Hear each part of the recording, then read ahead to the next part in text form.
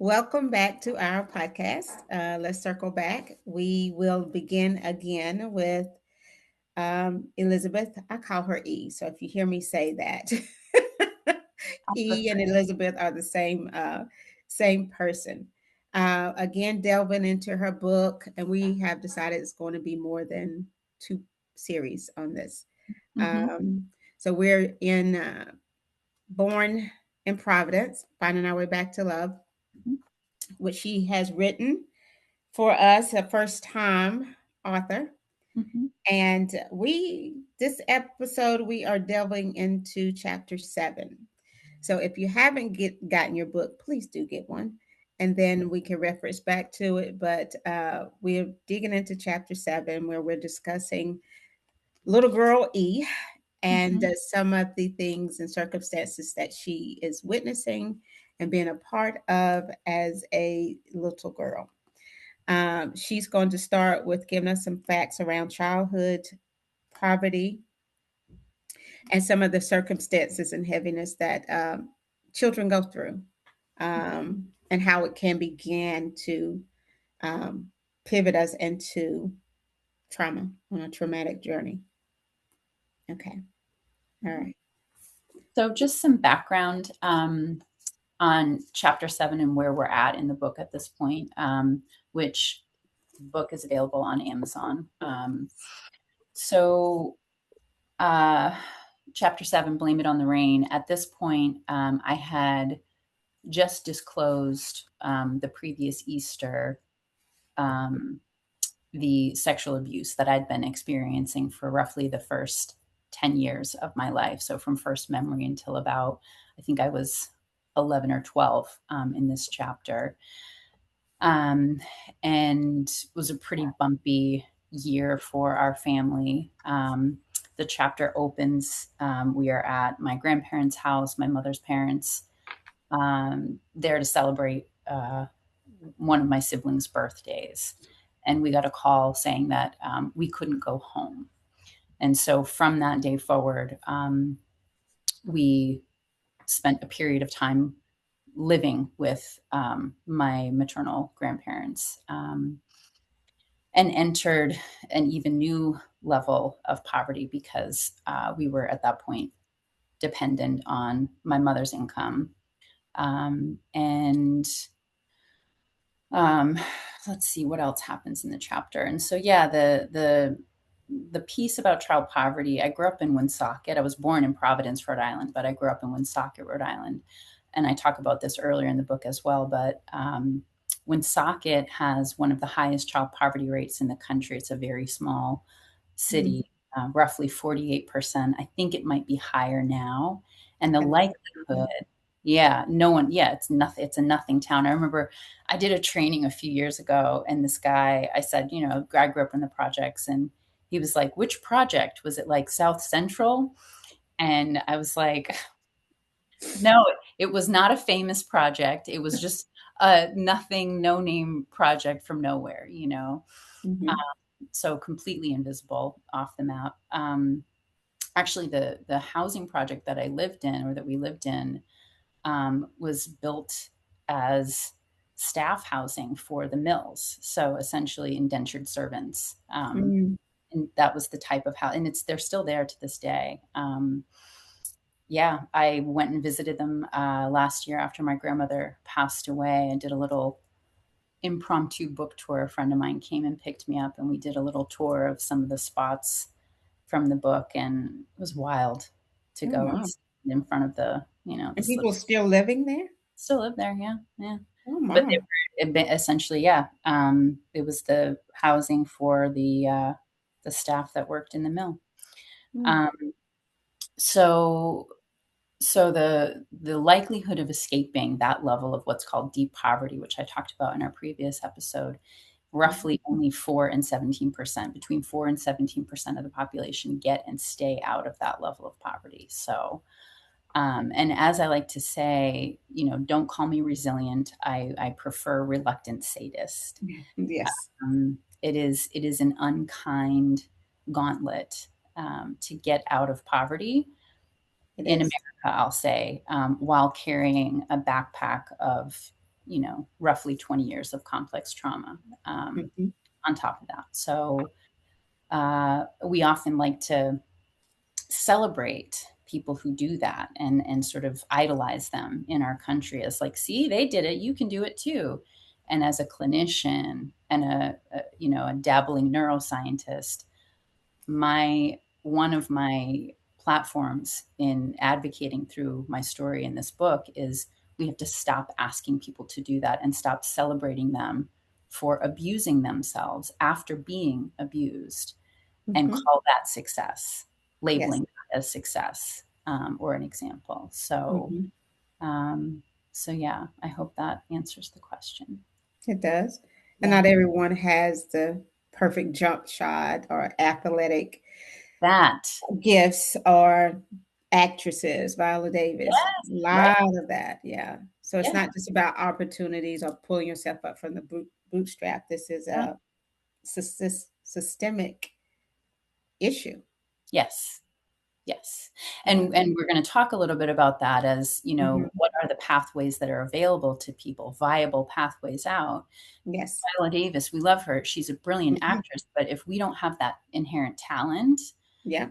it's like, okay, I can work a job, I can work a job, like I'm not, whatever special talents, Yeah. um, then what are the options for us regular folks, right? Hmm. To get and stay out of Yes. poverty. Yeah. Hmm.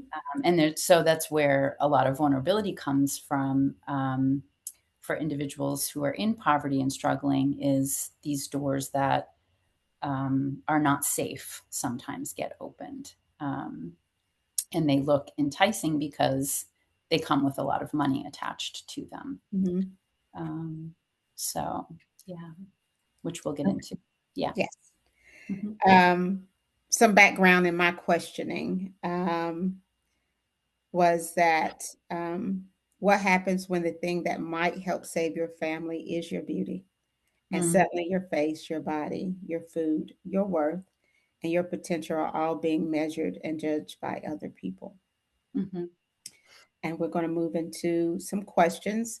And just we just want to preface this as this probably will be a more moving episode for E and I, just because of our backgrounds and that type of thing.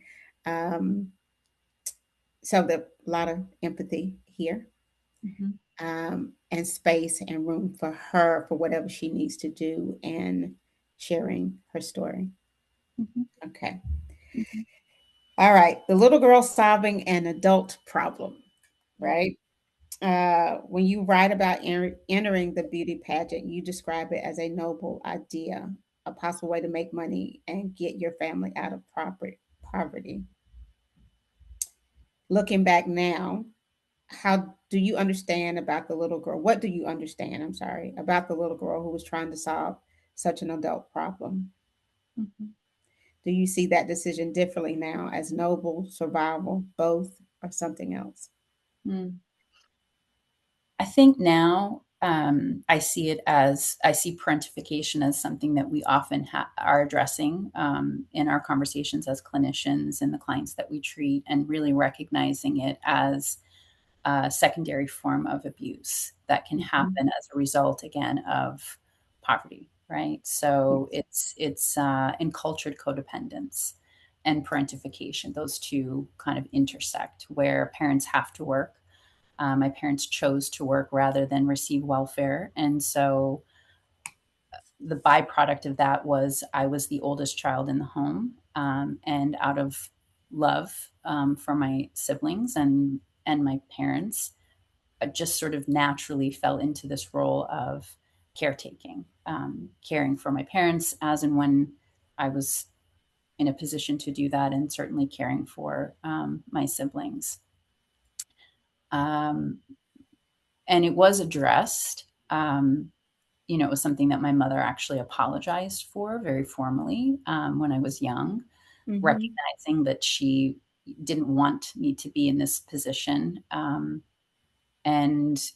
didn't have a better solution for it. Right. So it was this sort of shared, um, conundrum as a Mm-hmm. family. And I know this is not unique to me. I think this is something that it's a conversation we have about, children across cultures. And um, yeah, so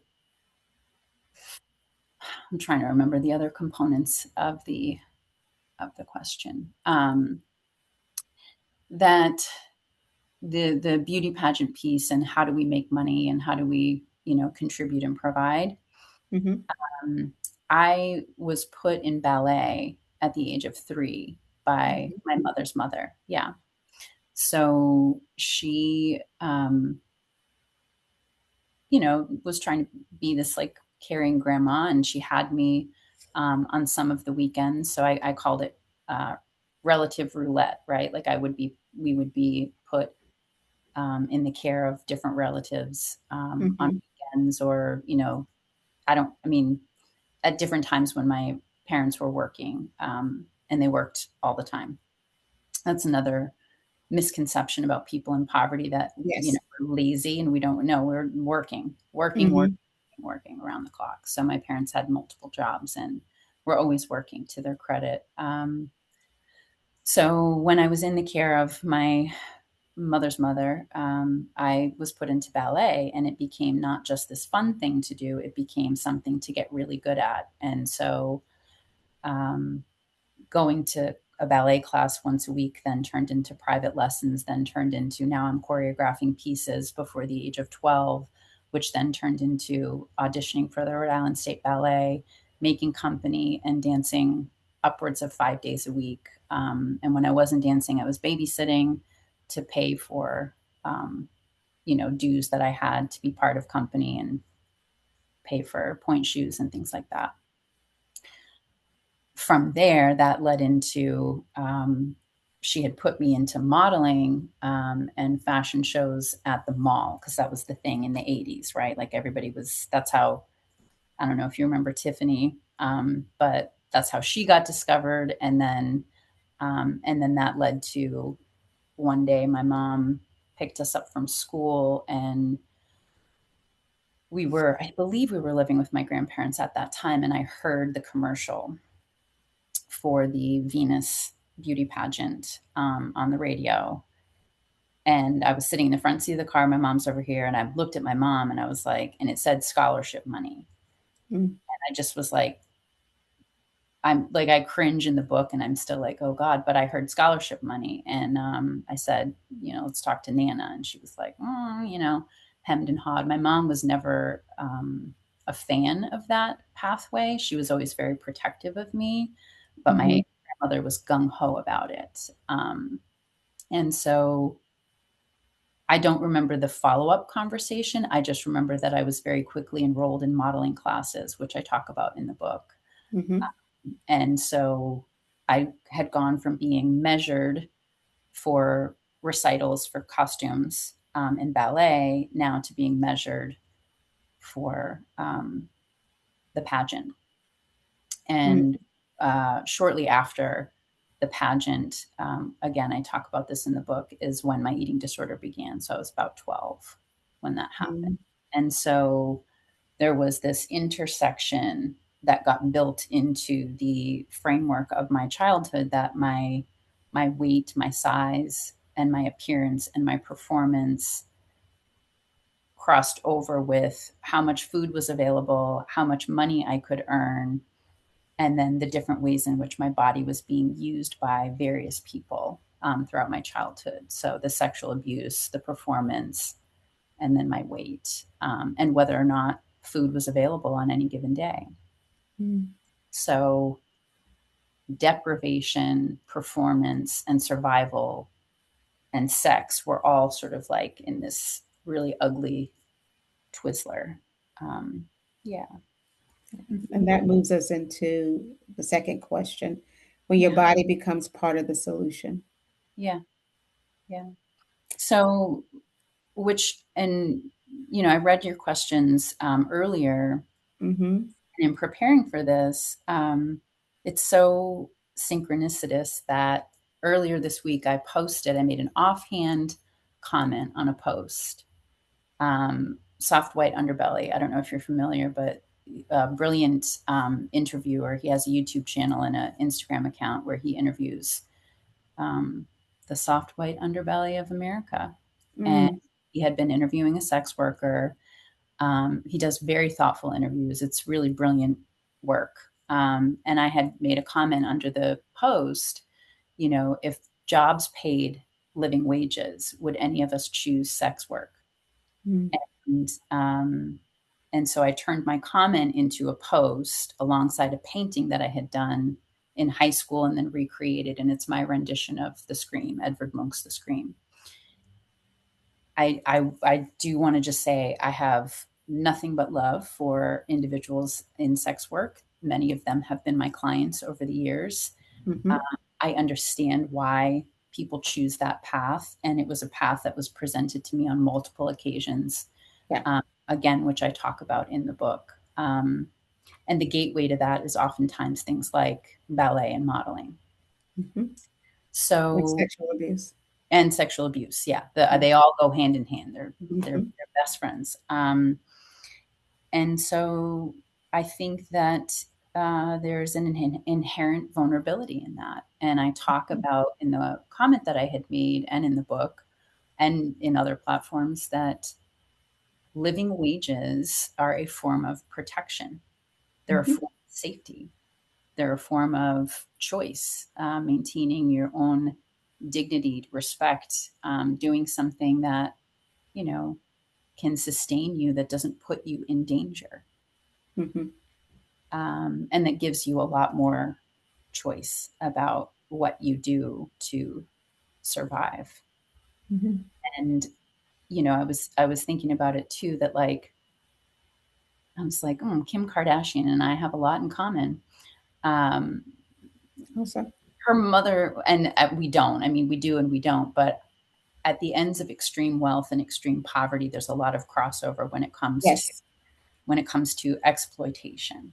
Mm-hmm. So when we think about even some of the news recently, and the unfortunate things that can happen to child celebrities, the vulnerability there again. Kim Kardashian's career, in some ways, was built off of. I say this again with grace that her mother brokering the deal of a scandalous video that had been Sex tape. released of her, sex tape that had been released of her, Mm-hmm. and how does that affect somebody, right? Um, and how that is a replacement for power, um, Control. control, stability, worth, value, Mm-hmm. you and how confusing that can be, how deeply confusing that can be to a child who is looking to be loved Yeah. And to feel safe. and to feel safe Yeah. and to provide for their family Yeah. and to make their family proud. How did you begin to experience yourself when the very thing that might provide opportunity is also placed under a microscope? Your body being measured, critiqued, you being critiqued, ranked, and judged by just entering a pageant. Mm, Do you think you ever experienced yourself as a child?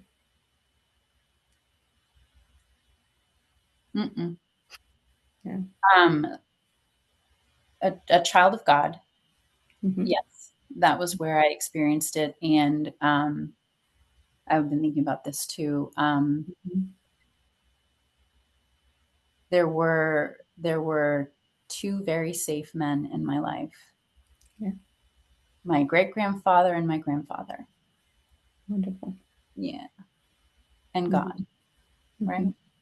Mm-hmm. But uh, Papa and Edward. Mhm. Um, Edward was my great grandfather. Um, I adore them to this day.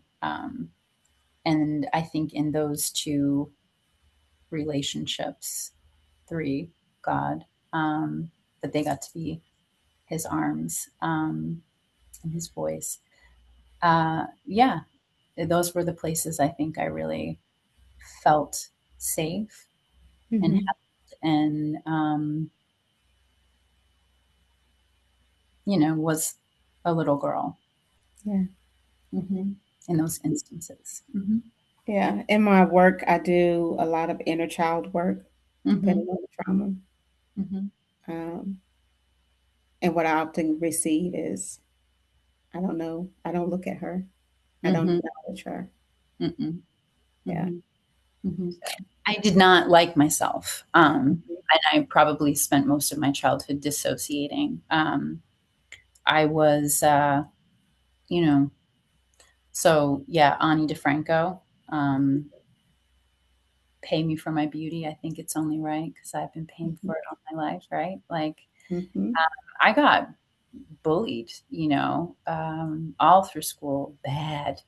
That's also in the book. I mean, Well, yeah, because of your beauty, or they were telling you other things all opposite of that. all the things, all, oh, princess and this, that, or the other, and do not be pretty and smart Mm-mm. in a rough and rowdy school. That's dangerous now. Do not. Yeah, regardless, right? Yeah, it is. So, Yes. um, yeah, no, I had the piss beat out of me in elementary school. I mean, those girls were rough. Mm. So I ended up unconscious under a car in fourth grade. Yeah. Hmm. Yeah. So, had to be. I got carried out of the street by the janitor, and the first time that I started thinking about suicide was probably in fourth grade. I wanted out. I didn't want to go back to school. Every day was, a guessing game of like, you know, who's going to come at me today and for what. And yeah, it was not fun. And then after I won the pageant, forget it. I was like, can we move to a different planet? I do not want this attention. I do not want this known about me. Uh, Mm. and even some family, some family members like sat me on a rock and were like, they were young family members. I'll say that, young family members, who, it's all good in the hood now, but sat me on a rock to just let me know how much they could not stand me, and that I was the princess, and that was a real problem. So it was, there was no way to be okay. There was no way to be right. Nowhere. Nowhere to be right, and then sitting on this big secret, that made me feel like this, Mm. that I had to hide. So it was this really intense contrast of, okay, go be really visible and be really pretty and do all the things, and whatever, and then also don't exist simultaneously. So this constant push pull, and it was like, you know healing, the essence of healing is getting to know and sort of love your authentic self, which is this integration of your shadow and your light. Like, will the real Slim Shady please stand up? And she was nowhere to be found. You had to hide. Yep. Hide within yourself Yep. without even knowing yourself. Right. Yeah. Mm-hmm. Hmm. Hmm. Okay. Mm-hmm. Poverty and the choices available to children. How did poverty change the choices that were available to you? Mm-hmm. And what do you wish people understood about the difference between having a choice and having a choice that feels necessary? Mm. Sounds like you didn't have either. Mm-mm. Um, one of the things I say in my writing and in my trainings is that, with poverty, you window shop your life, and then you choose what you can afford or what you settle for, right? So a lot of the things that I did were not necessarily the things that I wanted. It was, Mm-hmm. I settle. So you settle for the food that you eat, you settle for the clothes that you wear, you settle for the housing that you can afford. Um, and then also what's in proximity to you. And so you don't know what you don't know, right? Um, Mm-hmm. and then you discover, oh, there's these other choices, better choices that are available to better people. And that messes with your head, right? And Mm-hmm. so um, it's hard to envision a life um, that is good, that is safe, that is satisfying. Everything feels out of reach, Yeah. you know. So those pathways for me came through education, came through teachers, Mm-hmm. ultimately a very impactful professor, also in the book. He and his wife were mentors who really saw me and cultivated me and believed in me in ways that I had never experienced myself. Mm-hmm. But all through my childhood, it was teachers that um, Saw you. saw me, yeah, and would invest in me.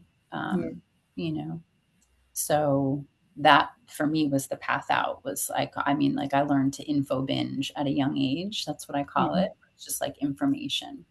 So knowledge was power.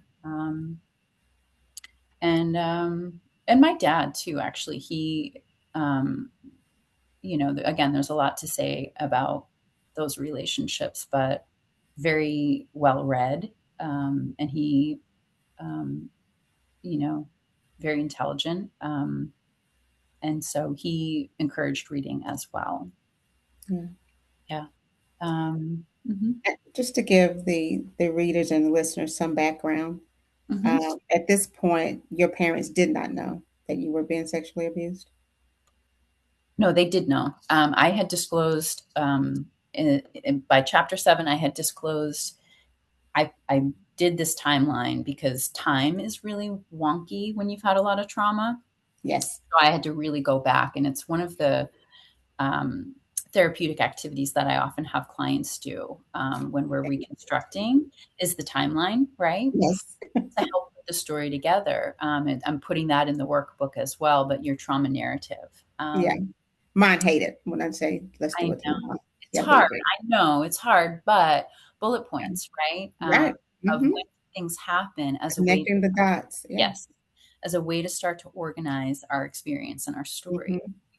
Mm-hmm. Because at the beginning, it's just this jumbled mess. And so writing the book, that's why like writing is so therapeutic because Yes. it helps us to make sense of our story. And so, um, so when I was doing that for the book, I had it figured that the disclosure was when I was 11 or 12, maybe. And that was on an Easter Sunday. And then by that November, my parents were divorced. And so in my child brain, it was like my You disclosure toast it. destroyed my family, right? Yeah. Um, Mm. that it was all my fault. And so I internalized that. And I understand it differently now, but that was the original narrative. And to my family's credit, a lot of things happened, but I was interviewed by DHS, and for a number of reasons, we did not press charges. I think that's all I'll say about that. Okay. Hmm. You need a minute? No, I'm good. Okay. Hmm. Good. And you're answering the questions. You are. Okay. You're I trying to hope make sure that you're hitting every so. question that you are. Okay. Okay. Hmm. Your baby brother. Yeah. All right. Your relationship with him is woven through this part of the book in chapter Yes. 7. Yes. Uh, and I felt such tenderness reading those pages. Mm. I'm a middle child, so I have three. Oh, yeah. I have, I have six siblings, but I'm in Hmm. the middle. Yeah. Okay. Hmm. And I have one brother that's 1 year older than me. Yeah. So, um, okay. What did being his big sister mean to you during that period of your life? Hmm. You can read it in the book. You just love there, right? Yeah. Yeah. So, did loving and protecting him give you another reason to keep going, or did it Yeah. also create a sense of responsibility that a Mm. child shouldn't have had to carry? Mm. And you So mentioned at the beginning that you became parent. yes. Yeah. Yeah, I would say, like, I don't know, I volunteer, I go as tribute. Um, I loved so there's a story in my family that says that when my baby brother was born, I said, "Send him back to Jesus." I rebuke this story. I was crazy about my siblings. Yeah. He Sounds came innocent though. I know. I was like, "Send him back to Jesus." That's what I was told, but I don't remember that. I just remember being psyched about him. Yeah. And equally when my baby sister came along, like I Hmm. love them. I can't imagine. It's rough for me sometimes when I hear about siblings that don't get along because like you, I'm one of six from a blended family. Hmm. I love my siblings. Like they are my tribe, like my OG tribe. Hmm. And we're just it. We are Yeah. it. And so um I had no problem loving them, feeding them, protecting them, like Hmm. hanging with them, like having fun with them, playing with them. And I recognize looking back in retrospect, like, wow, that was a lot of responsibility for a kid. But I never really saw myself that way. I never saw myself as like a little girl. I was like, I just showed up one day and I was like, I have stuff to do here. You know what I mean? I don't know if that's because I'm Pisces and I'm going home after this round or Yes. what. Like, Yes. yeah, but that particular time in our life, my brother and we had a room in my grandparents' house in their finished basement. We had a bunk bed, which we Yeah. called the pirate ship. And that thing was with us for a lot of chapters of life. It was great. And so we had this little kind of like, it was like this cool little hangout, like, and Hmm. we would dissociate together. I mean, that was like, all this shit was happening in our life and our family. I don't know if I'm allowed to You're say fine. that, but and so we'd go deal with school and then come down into the basement and we had a pretty sweet setup with the Nintendo and Yeah. it's like RC Pro AM. Um, we played it at that and Zelda kind of incessantly and we'd like get codes from kids and stuff at school during the day and then come home and like jam out Hmm. and then nighttime like bedtime was usually pretty rough, right? Like that's when it's quiet and you have a lot of thoughts and we would just jam out back and forth of like whatever, like what was on his mind and I'd listen. I was building my therapy skills back then and I would read to him from the book The Secret Garden, and that is how we would fall asleep. And so there's a quote in chapter 7 from that book, that it has a sort of universal sentiment, but there was more peace for us in some ways at that time, but then there was also some new challenges at that time. Hmm. So, protector, defender, um, nurturer, and that was just an opportunity. Provider. What's that? Provider. Provider. Yeah. Yeah. I was babysitting at that time too and cleaning. I I didn't want anybody to mess with my baby brother, and that's all I'll say. Yeah. Yeah. Okay. Mhm. Good. Good. All right. Being seen can be both opportunity and vulnerability, right? Mhm. Um, while I was reading that section, I kept thinking about safety. And Mhm. when you're a child living in poverty, you're already navigating circumstances you didn't create, right? Then you enter a world where your appearance becomes part of the currency. Mm. At what point did you begin to understand that being seen could be both an opportunity and a vulnerability? From the get, When from did the it get, become dangerous for you, that knowledge?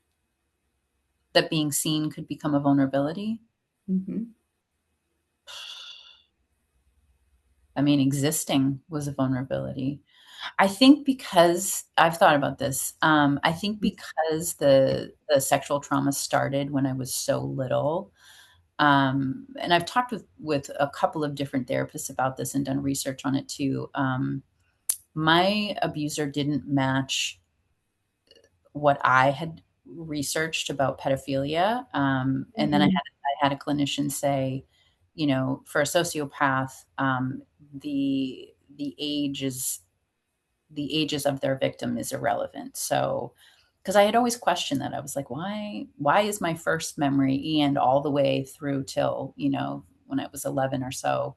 Because the offenders that I had worked with over the years of my career had preferences, right? And so that I had to do more and doing the research, I still admit, is difficult. It's like, I don't want to read about this, I don't want to research that, but in bits and pieces I've gotten it over the years. And so somebody that fits this person's profile most likely was more on that sociopathy spectrum, right? In which case preference was out the window. So I think being seen in my mind at some point, it was always unsafe, because anytime I was visible, I was exposed to danger, either witnessing it or experiencing Hmm. violence. And so it was never it was a rare experience where being seen felt safe. Again, so going back to the eyes of God, my experience with God, which was Hmm. a more personal relationship you know, um, with Christ and with the Creator, and understanding that probably as a intentionally at a very young age, I wanted to know what that meant. Hmm. The fact that my mother and godmother and whole family were like involved in the church and teaching CCD, which is like Catholics have catechism. Hmm. It's like, I want extra credit, give me all the books, right? And so Okay. um, my godmother is a bit of a theologian. Like, she, likes to research the Bible and have those conversations. And so that was my first sort of gateway into studying theology. And then my Hmm. father was takes more of a historic and scientific approach to it. And so we would, you know, riff Get off. it out. Yeah, right. And so it was like, okay, I understand that God loves me, this creator, this divine creator of the universe, sees the authentic me, that has nothing to do with all the mess of this construct of man. Hmm. So that made sense to me from a young age. People didn't feel safe, though. They were fickle, they had egos, they had wants, they had needs, they were voracious. And I had come to know myself as this bizarre commodity, right? Um, so it was like, what can I be to another person? Be Yeah. it, family member, friend, partner, whatever. It was like, Hmm.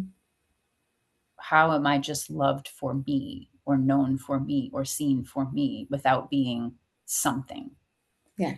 that somebody would want to profit from or utilize in some way? Yeah. Hmm. Still part of even now, right?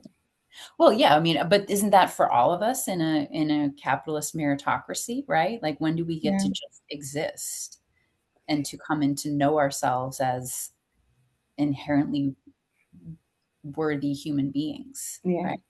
Yeah. Ever evolving. Yeah. Yeah. Hmm. And we'll get into that too when we start talking about the pathways Hmm. to finding our way back to love. Yes. Yeah. Yeah. Yeah. Okay. Hmm. Um, the little girl, this is our last question. Okay. When you look back at that little girl now, not as a Hmm. woman who knows how the story unfolds, but Hmm. simply as the child you were, what do you wish someone had said to you? Mm. Baby girl, here's $5 million and a hug.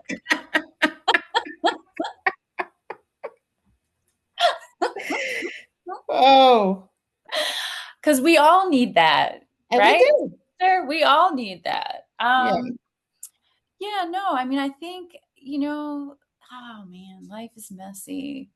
But it's so beautiful. I heard a lot of things, that I needed to hear. I was told that I was loved. And there were so many beautiful experiences in spite of the mess, right? Mhm. Um, but I think, yeah, like, ultimately, what would have made a huge difference, not just for younger me, but for the millions of children and families. A living wage, a living wage, a living wage, a living wage. Pay people enough money so that they can live with dignity. Safe housing, safe childcare, affordable childcare, Sounds simple. good health care, right? That's Mhm. accessible to everybody. Education that's quality and accessible to everybody, Mhm. um, and pathways, viable pathways of dignity and safety and choice for everybody. Why is Mhm. that rocket science? And I'm trying so hard not to curse. You Um, know, it's it's fine. This is our podcast. so basic. It's very You simple. know, it's And I so don't know why each generation is robbed of that. It's just, drives me nuts. Because when I look at, again, when I look at, extreme wealth, they're trying so hard to hold on to power because they look at, us, I say us, but like people living in poverty. And I've heard it from the horse's mouth. I don't want to be treated that way. I don't want to yep. go down there. So they're holding on to their wealth and their privilege and their power and their status from a place of sheer terror. Hmm. I need to stay, I need to hold this rank in order, and I'll do whatever it takes to hang on to it because I don't want to go down there and get treated like that. And then the folks down there are like, I'm going to do whatever, sell whatever, do, to get up there. Yeah. Um, Hmm. because of this oppression Hmm. that affects us at these two extremes. A very vicious cycle. And it doesn't have to be. We live on this No. abundant planet with Hmm. all this great resource and that we're Hmm. fighting over. And it was all it's like there was some Yeah. comedian that it's like that, God made us and it's like I put food on the ground and like there's all the things here and like why are you Hmm. doing messed it up, we messed it up and it doesn't need to be. That's it, man. Yeah. So yeah, just that real basic, pretty basic. Cause like I don't know. I didn't want to write a book and talk about all this and whatever. Like, I would have been happy working in a bookstore, drinking tea, having Yeah. conversations for walks. Like, yeah, like a normal existence, right? Um, so anyhow, there's all that. There was a couple of notes that I made, but Okay. I wanted to end with this quote because we had talked about not end with it, but when I was going through the questions about the topics in particular that we talked about today, this intersection of worth and value and beauty and exploitation, and I didn't get to this earlier, but like I had been approached by 17 magazine, Playboy, and what was the other one? Oh, and human trafficking, right? Like in the story later in the chapters, this dude tries to buy me for his son, right? And Yeah. so, again, if you're making enough money, you don't have to say yes to any of those. And I was fortunate enough, or whatever, to not say yes to any of those, but Yeah. the doors they kept knocking. There's a quote in the movie Little Women that reminds me of the protection that I received from, in part, my mother, and in part, my background growing up in the church and people around me who did love me. Um, that always stuck with me. So I'm going to read that if that's okay. Okay. Yes, please. So in the scene, it's the mom talking to her daughters. And she says, if you feel your value lies in being merely decorative, I fear that someday you might find yourself believing that's all you really are. Time erodes all such beauty. But what it cannot diminish is the wonderful workings of your mind, your Mm. your kindness, and your moral courage. These are the things I cherish so in you. Whatever, I watched that movie 100 times, read the book a million times, cry every time. Really. So yeah, that it's our character. Mm. Hmm. Hmm. Hmm. How do you define your character?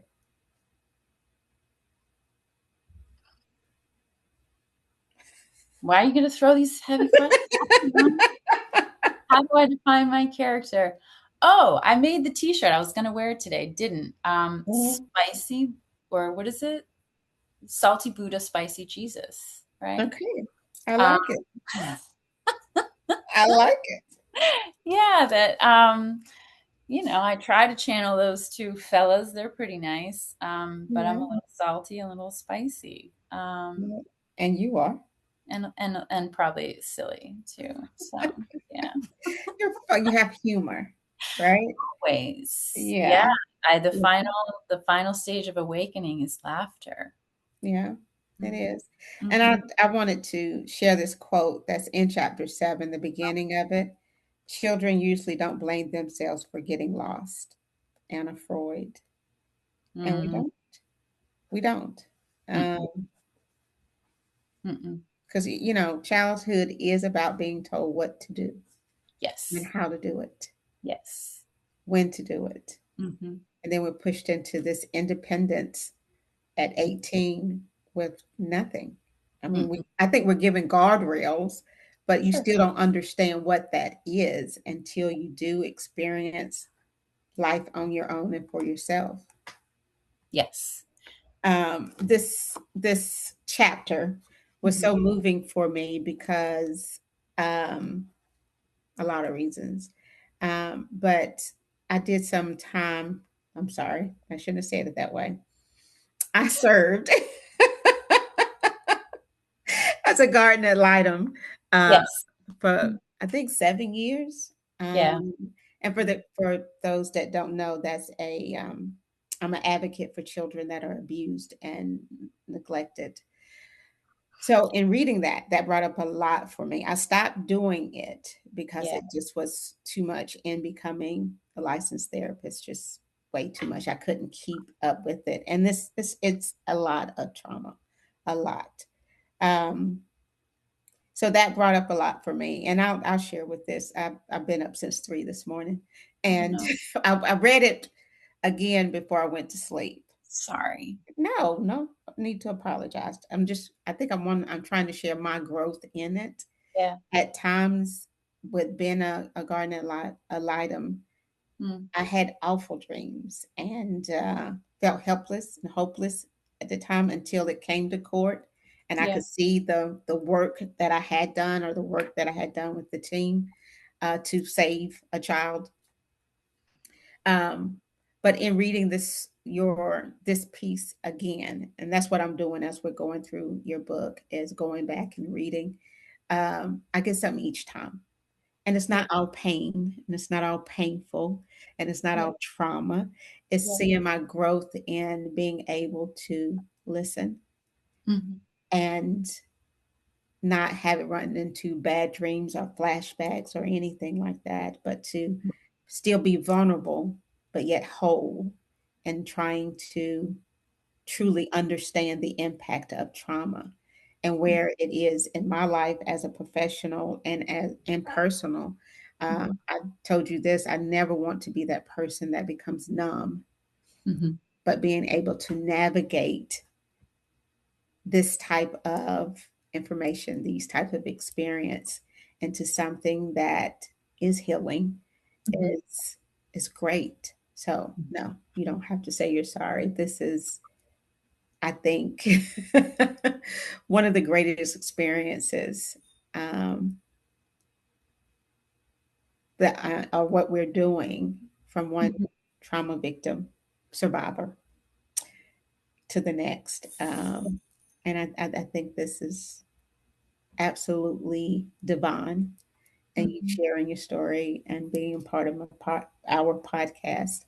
So thank you for being able to sit with it and Yes. allowing me to sit with you in it.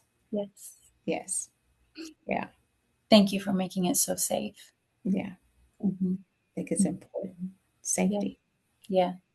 I haven't done any podcasting since the book came out, and I think that it is, I would agree, divine, and deeply appreciated that I get to have these conversations for the first time with you, somebody that Hmm. I love and have a great deal of respect for. Yeah.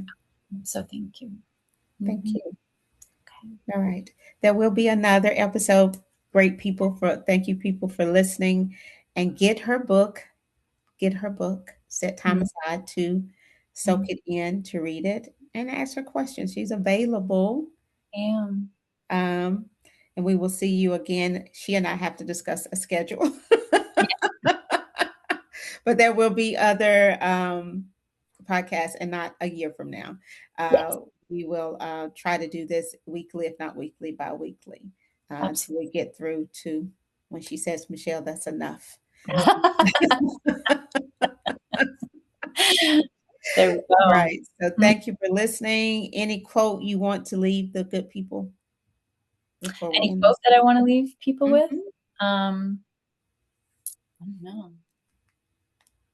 I don't think so. No. mhm, Um, just yeah, keep choosing love. Keep mhm. choosing love.